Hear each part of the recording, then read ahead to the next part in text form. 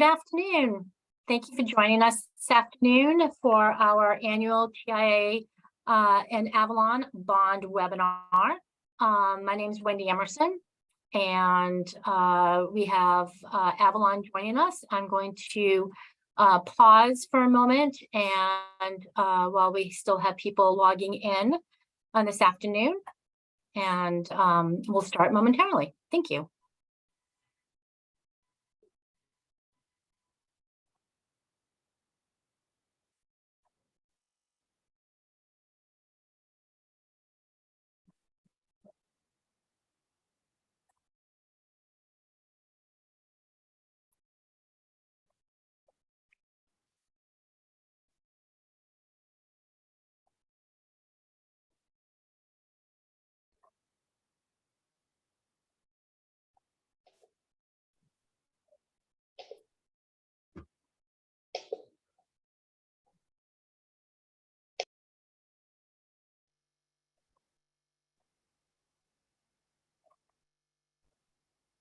I see some new people who've joined and logged in. Thank you for joining us this afternoon. We're just going to wait another few seconds or a minute and let people continue to log in.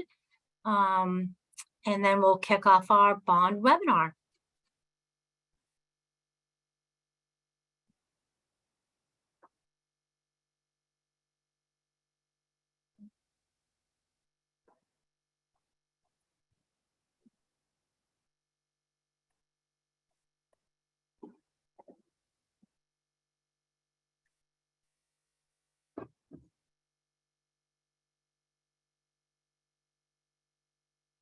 All right. It looks like we may have a few more people joining us, but I'm going to start with some of our housekeeping rules. And that is pretty standard. And we'll go through that first while people continue to join us.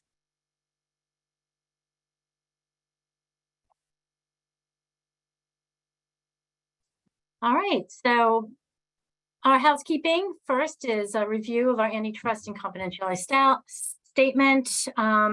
Discussions, comments, and presentations during our TI functions must not refer to any past, present, or future rates, prices, or anything related thereto, include any references to marketing strategies, include any discussions of boycotts of any person, product, or firm, or inhibit any members, employees from discussing employment with any other member companies. I want to invite everyone to take a look at your control panels and locate the question box. Feel free to submit questions as you think of them during the presentation. At the completion of the webinar, our presenters will answer your questions. Please note that you will only be able to see your questions, and if it's not addressed during the webinar, we'll follow up with an answer shortly thereafter. I will have contact information at the end as well for those who want to reach out directly to Avalon or myself. The webinar will be recorded and available for review within 24 hours. You'll automatically receive an email with the link to the recorded webinar. We will also be using the chat button as well. So if you prefer to put something out in chat, my colleague, Paul Leahy, the Director of Membership, will be monitoring that and responding as well. All right, so without further ado, want to start by introducing Avalon Risk Management. Avalon and TIA has brought together and developed a bond program that supports our integrity and values as a leader and an advocate for the third-party logistics professionals. Avalon Risk Management is an industry-leading insurance broker, and I'm happy to introduce our presenters this afternoon. Kathy Schricker, Regional Vice President. Kathy is also a licensed and certified insurance counselor and a certified risk manager with Avalon, and specializes in products and services that are tailored to our TI members. Megan Koopman is a client relationship manager. She sits in the same office with Kathy in Boston, and she is also a certified insurance counselor and risk manager, and oversees the customer service department for the bond program.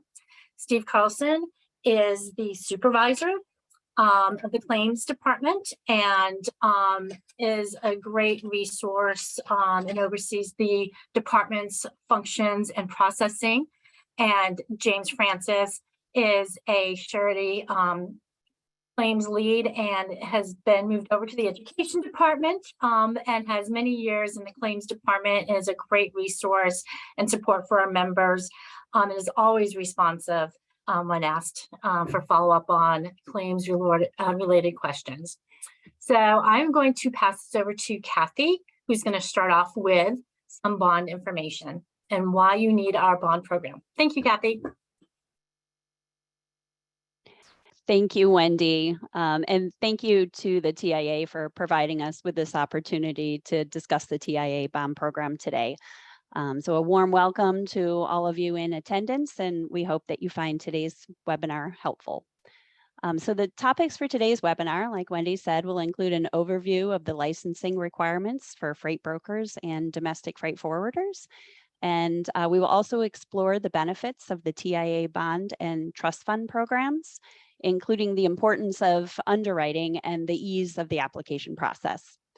And then finally, we will outline the need for a robust claims service. So we're going to start with the overview of the licensing requirements.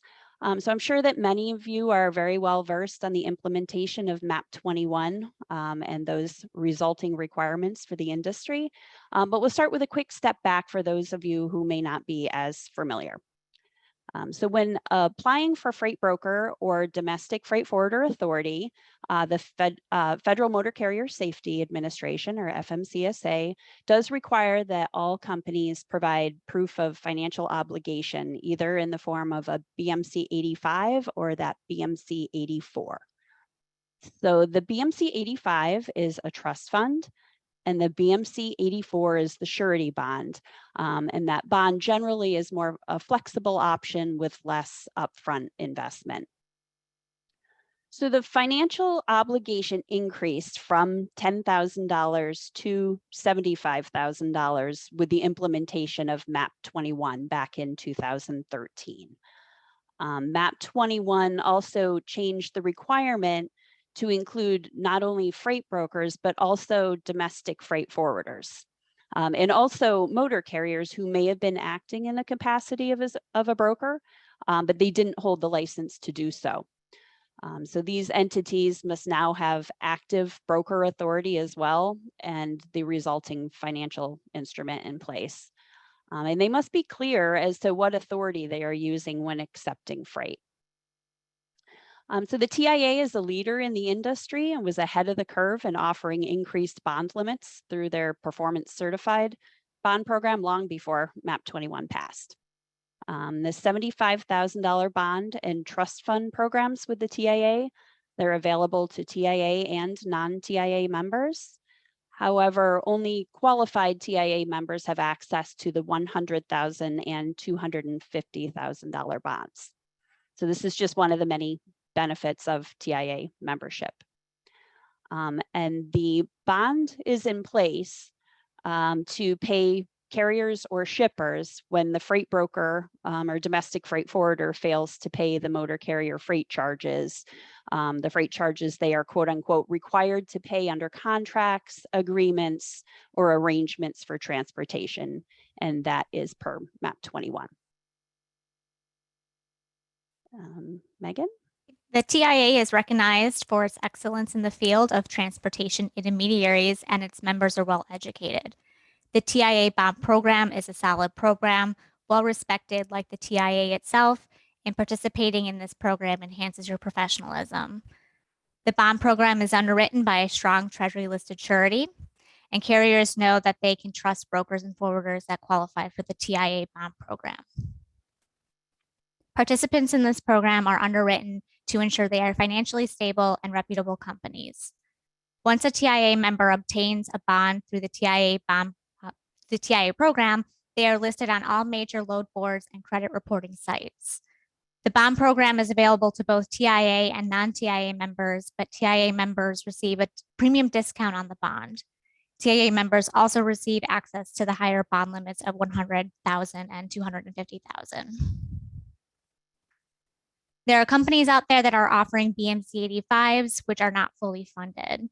We have seen some of these financial groups go out of business. This poses a significant threat to the transportation industry as there's no clear indication of how all valid claims will be paid. These situations leave brokers scrambling to find alternative BMC 84s or BMC 85s with little notice and with uncertainty to the funds that may have been deposited by the brokers to the financial group. The TIA Trust Fund Program is a fully funded trust which protects both the brokers and the motor carriers that may need to file against it. In addition to the initial TIA bond, the program has the ability to write shipper-specific addendums to qualified brokers as needed. These addendums are written for specific shippers and provide an extra level of coverage only for them once the underlying bond is exhausted. In the case of insolvency of a broker, payments to the carriers that file against the bond will be prorated. A carrier could receive only a fraction of what they were due. The carrier may then go against the shipper to recover the remaining freight charges. That is when the addendum would apply. This is a trend we're seeing more of. Since the addendum is tied to the underlying bond, we are only able to write these addendums if we also write the underlying bond.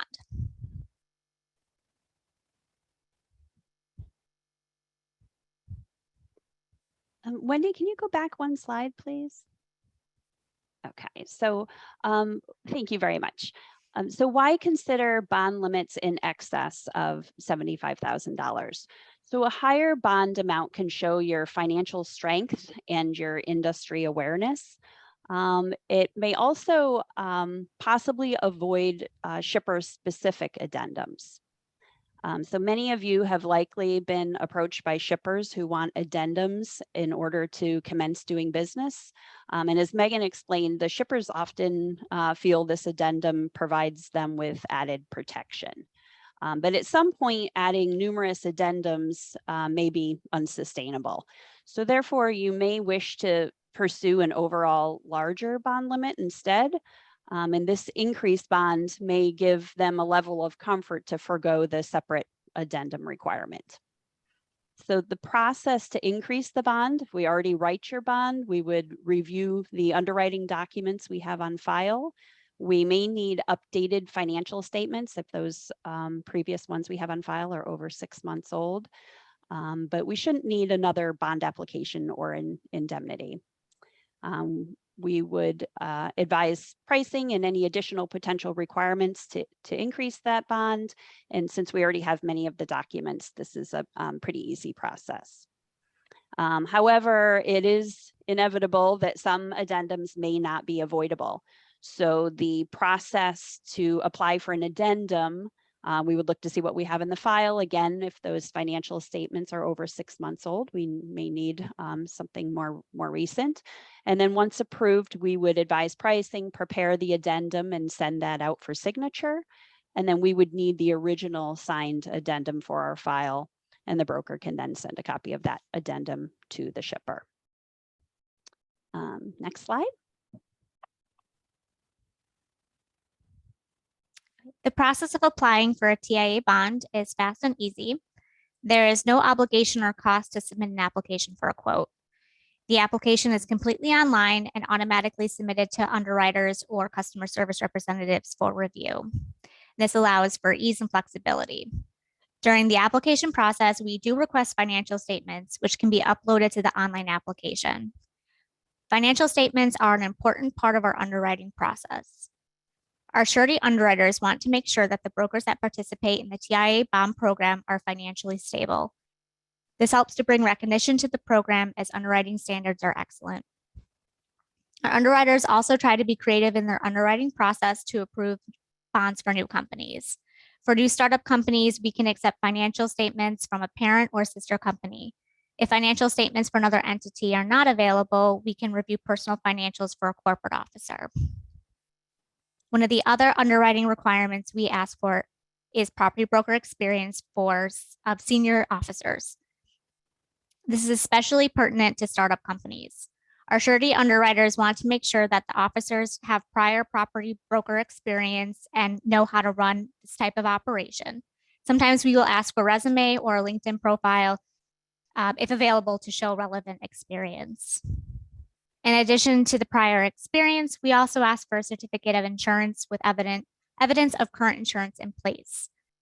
Specifically, we are looking for evidence of general liability, errors and emissions, contingent auto, and contingent motor truck cargo coverage.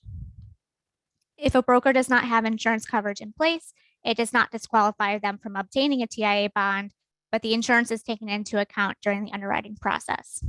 Without the proper insurance in place, a broker could experience financial hardship, which could potentially impact the bond in the future. We will also need to obtain a signed indemnity agreement and power of attorney for the broker.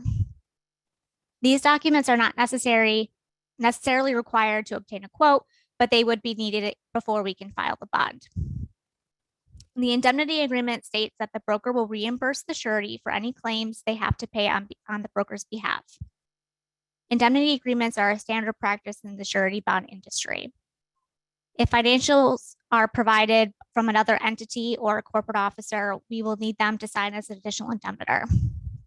We do not require owners of corporations to sign our indemnity agreement personally unless personal financials were provided for underwriting purposes.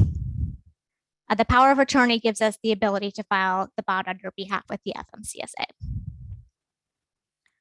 Once a quote is accepted, we will prepare the BMC 84 paperwork and send to the broker for signatures.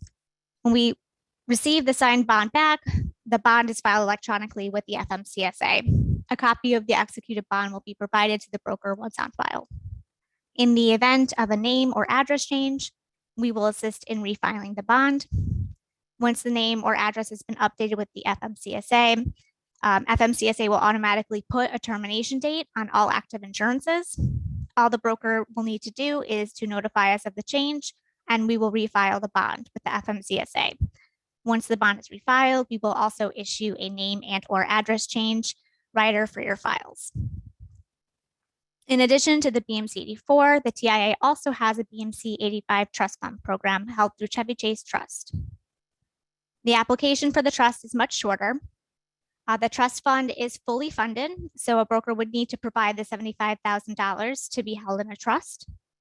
There is a small application and filing fee for the BMC 85, but there is no annual premium or underwriting requirements. The bond is continuous in nature. It will remain in place until it's terminated. Renewal notices are sent out automatically about 90 days prior to the renewal date of the bond annually. For each renewal, we do ask for updated financial statements and a certificate of insurance for our review. If there are any open claims against the bond, we will also request updates of those as well. The invoice for the renewal will be sent out approximately 20 days before the renewal date. And upon request, we can provide a renewal certificate that shows evidence of the bond is still in place. Now, I think we have a few survey questions for you to answer, and then we'll turn this over to Jim Francis to talk a little bit about claims.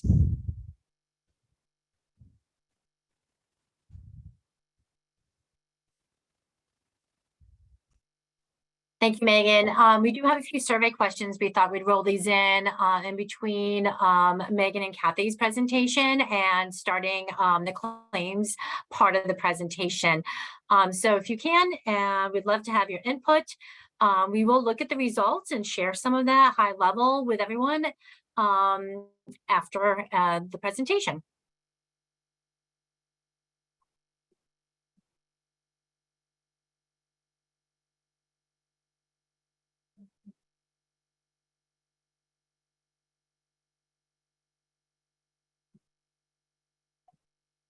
Just give everyone a moment, chime in and put some input in.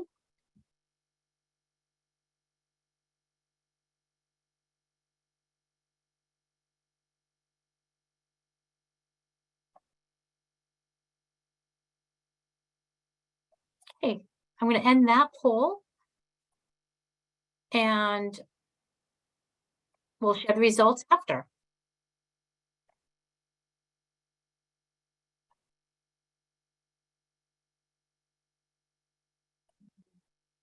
Let's see. We have a second poll question. want to throw out there that kind of piggybacks on what Kathy talked about with the shipper specific bond. Not sure if anyone who's joined us this afternoon has experienced this, but would love to have your feedback. And if you have, it'd be great.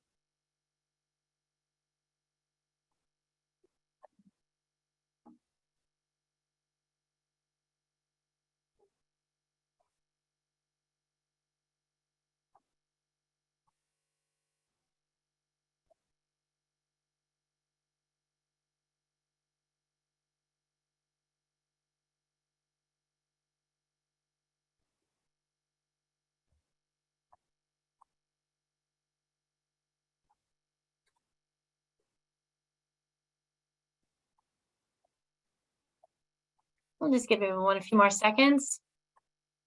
Thank you for your feedback and participation.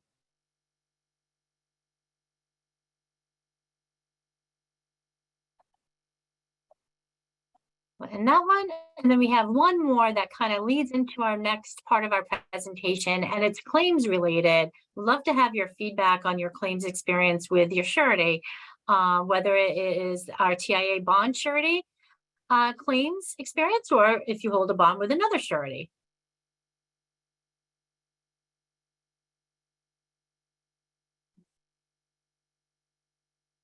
We'll just give everyone a few more seconds to give us some feedback on that. And again, we appreciate your participation, and this is all anonymous.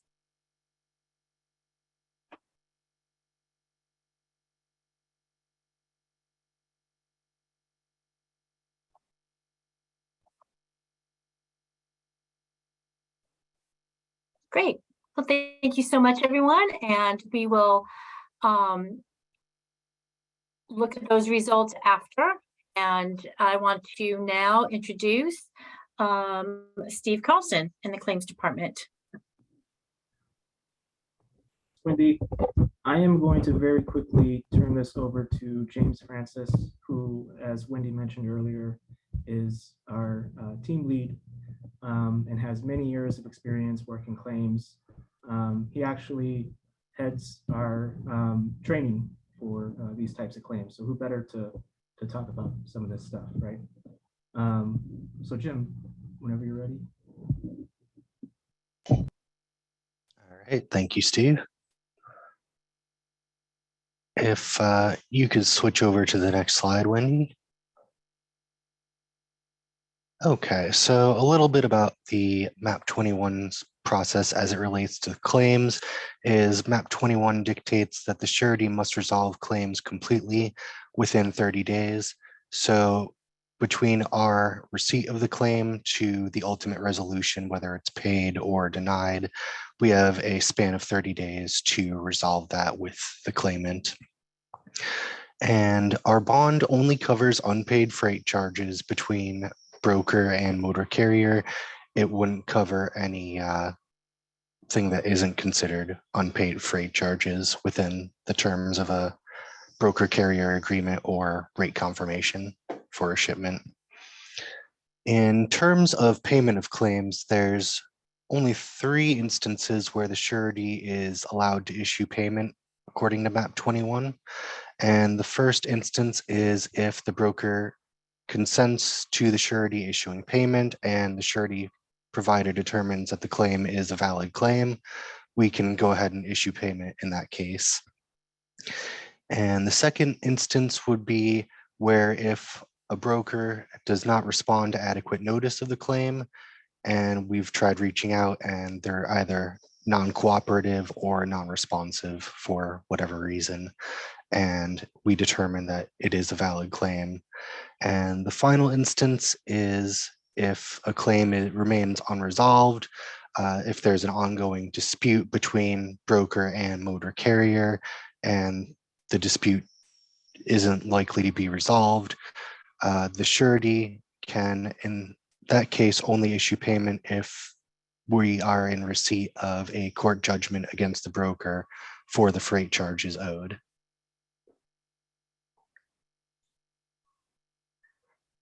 And a little bit more about payment of claims. If payment if a claim is unresolved after 30 days, the surety is required to begin an investigation into the broker for why they have not responded, and that could include suspected insolvency. And if we determine that the broker is insolvent, the surety is required to publish for the insolvency for a period of no less than 60 days on our website. And it just lets any motor carrier out there know that we have unresolved claims and they have a 60-day period to file a claim with us for non-payment of freight charges. Once the 60-day period has elapsed, the surety must pay all valid claims received before or during that process. And if total claims are under the bond amount, all valid claims are paid in whole.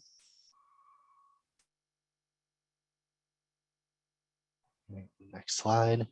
And if we receive total claims that are over the bond amount, payment is made on a pro rata basis to all valid claimants. And per the terms and conditions of the bond, the broker is responsible for reimbursing the surety for any claim payments made on their behalf. Some common claim causes that we receive are for deduction for late deliveries, either late pickup or late delivery, and it doesn't meet the terms of the rate confirmation for when they were supposed to complete the shipment. Sometimes the carrier will bill for unapproved accessorial charges, and our bond is only in place to cover unpaid freight charges that are consistent with the amount agreed to in a rate confirmation. There is sometimes a deduction for non-compliance with shipment requirements that could be tracking or check-in calls. Sometimes a broker will deduct a carrier for not complying fully with those requirements. And sometimes a broker will offset carrier payables to resolve a damage claim or any loss that the broker incurred while shipment was taking place. And there are some claims that are that result in an automatic denial. Per some statutes, these would not be covered by the bond. If a claim is submitted to us after 18 months of when the shipment took place, we would no longer be able to accept that type of claim. And sometimes a carrier will ship an exempt commodity, mainly produce and agricultural products. Those products are not covered by the surety bond. And if a move only occurs within one single state, it's an interstate move and does not cross a state or federal line. We can only accept a claim if it at some point during the shipment crosses a state or a federal line. If a motor carrier does not have active carrier authority at the time of the shipment, we would no longer be able to consider that a valid claim as well. And in order to be considered a valid claim, the claimant must be a motor carrier or shipper operating in the capacity of a motor carrier. And some of the best practices in terms of what we see for claims is for a disputed claim, it is always best to clearly defined terms and conditions in your rate confirmations or broker carrier agreements. And if you're a broker disputing a claim, it is best to provide the broker carrier agreement on file with the carrier to aid in your dispute. And it is appreciated to mention the specific terms of the rate confirmation or broker carrier agreement so that we can communicate that with the claimants. And because the surety only has 30 days to respond, we do appreciate if you could acknowledge receipt of the claim as soon as possible and provide us any information to either dispute or pay the claim. And we can pass that along to the claimants and close it as soon as possible so that we're all meeting the 30-day deadline.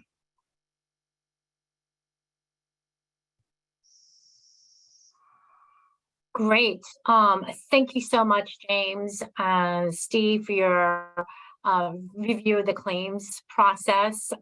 Thank you, Kathy and Megan, for your sharing your information and depth of knowledge on the MAP 21 underwriting process, application process, and the bond program and benefits. This is just a wealth of information that most sureties don't have this type of open conversation. So we value this opportunity, and thank you all for participating and taking time to do so with TIA and our members. I want to just share some results from our poll that we had. So with regards to claims experience question, those who had an excellent experience was about 43%. Those who had a good or medium type of experience is 54%, and those who had a poor claims experience is 4%. Thank you for sharing that with us. If anyone has any additional comments that you want to share or suggestions for claims processing or support, I would love to hear from you. Go ahead and put that through the chat, or if you have any questions, please feel free to submit your questions. And then back to our first question about the limit of the bond that people hold. I'm surprised 31% have 100,000 bond limit. 53% have the required 75,000 bond, and then 16% of you answered with the 250.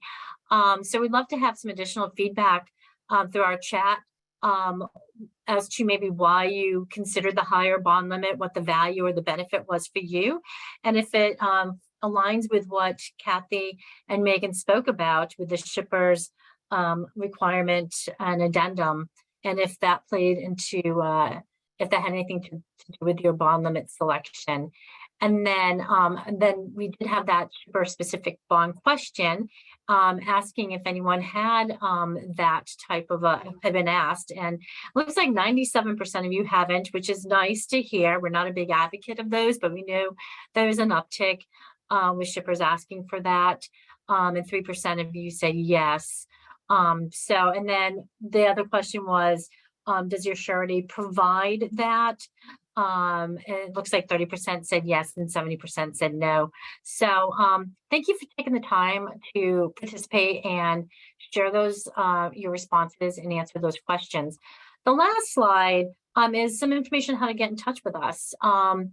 Our bond is online. The bond application is online at www.tiabond.com.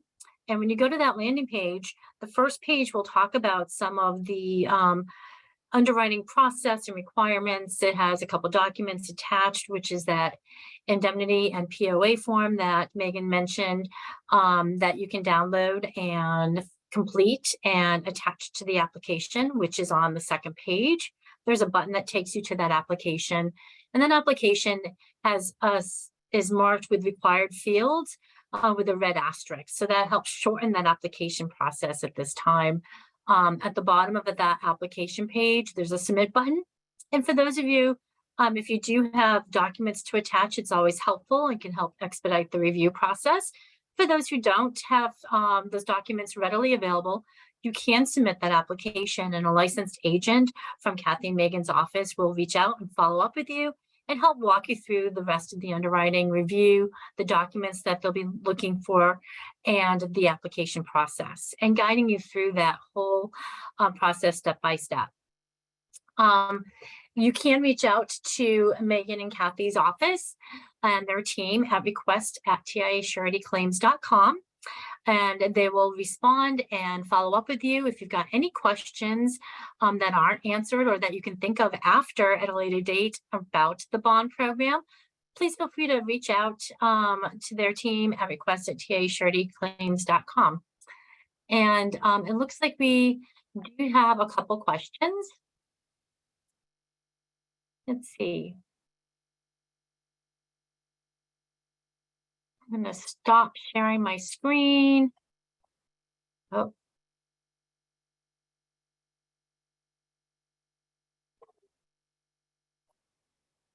Well, sorry about that. I will keep my screen up. Paul, do you have those questions?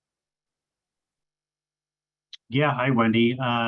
Thanks. The participant asked if we could expand on the produce agricultural exemption. If a broker were going to engage in produce shipments, what additional things would they need? Great question. Guess that would probably be a claims question. Hi, Wendy. Yeah, I don't think they need anything additional in order to book loads that contain produce or agricultural products. But MAP 21 does exempt certain commodities, usually based on the perishable aspect and just different things that can go wrong with those types of commodities. So if we do get a claim that contains an exempt commodity per MAP 21, we do have to deny payment. But if we deny a claim, we're not disputing that the charges aren't owed, but we're just saying that we're prohibited by MAP 21 to release payment under the bond. Great explanation. Thank you. Any more questions, Paul, that come through? No, just a note that the chat is disabled. So if folks are looking to do a question, okay, I just had another pop up. Did I hear you say shipper broker agreements are not encouraged?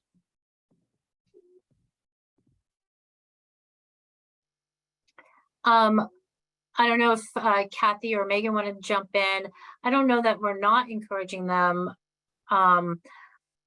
I think that there's definitely, it puts a strain on some of the brokers to carry additional addendums, and maybe Kathy or Megan can talk about the underwriting process and stacking maybe, and the difference in what an addendum versus having a higher bond, like the benefits and the difference of having maybe a higher bond versus a shipper's addendum. Yeah, so a shipper broker agreement would be different than a shipper specific addendum. You could have a shipper broker agreement that doesn't require any additional bonding. It's just certain shippers have that agreement. It's a good idea to have a shipper broker agreement and a shipper or a broker carrier agreement. Especially, we would recommend the shipper carrier agreement, or not shipper, broker carrier agreement that outlines exactly, you know, if there's an offset clause or if you're allowed to do additional charges. In the event that you get a claim against your bond because of an offset, you can point to something that says that you're allowed to do that and allows us to deny that claim. So the shipper specific addendums are completely separate than an agreement that you may have with a shipper. The addendums it's an extra bond that it attaches to the underlying bond, and it responds once the underlying bond is exhausted. So that kind of increases the liability to the surety. So instead of a $75,000 bond, it would be, you know, if you have a $100,000 shipper specific addendum, the surety is going to look at that as $175,000 exposure to the surety. A lot of times shippers just want to see a higher bond amount.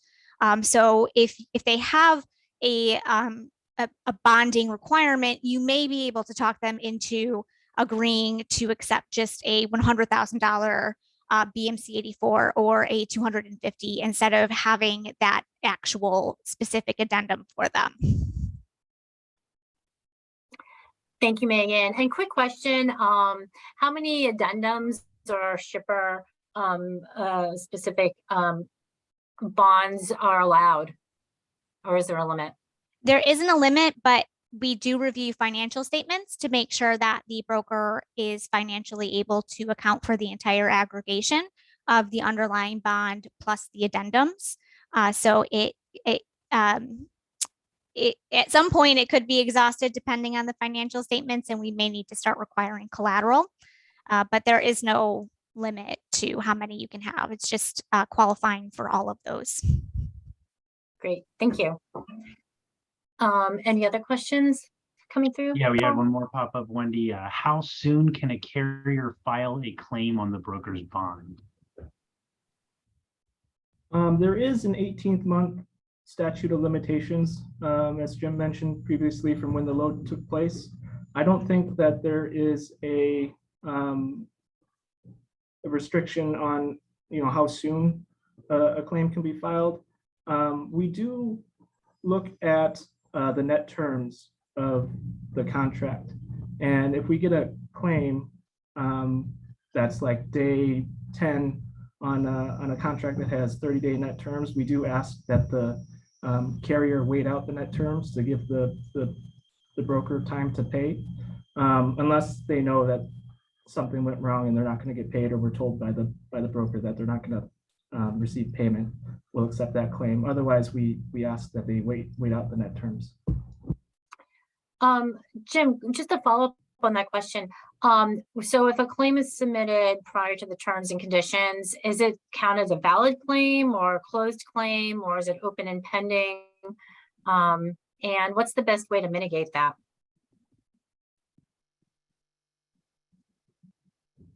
I don't think that there's no like statutory limit on the net terms aspect, but we would ask that they wait. I don't think we would process the claim unless we were certain that a broker was going to withhold payment. So there's kind of a little bit of back and forth that would take place in that scenario. I think the best way to mitigate that as a carrier is to be upfront with your brokers. Make sure that you've got all your paperwork that you're required to submit when you're submitting your invoices. Make sure you're contacting the right company, right department. Otherwise, if you know that you're not going to get paid, we'll then take that claim and process it and reach out to the broker to see what's going on. Great. And what's the best way to reach the claims department? Is there a portal on the Avalon site? Yes, we do have a portal to our claims department. We've also got a group phone line that's monitored by each member of our claims team, as well as a group email that everyone has access to as well. Great. And that's one piece of information that I did not put on this final slide. Can you share that email and phone number so that those are on this webinar can jot that down if needed? Yep, we can do that. Jim, can you put that in the chat? Second. Okay, we'll put it in the chat for everybody. Okay, thanks. Appreciate that. Any other questions coming through?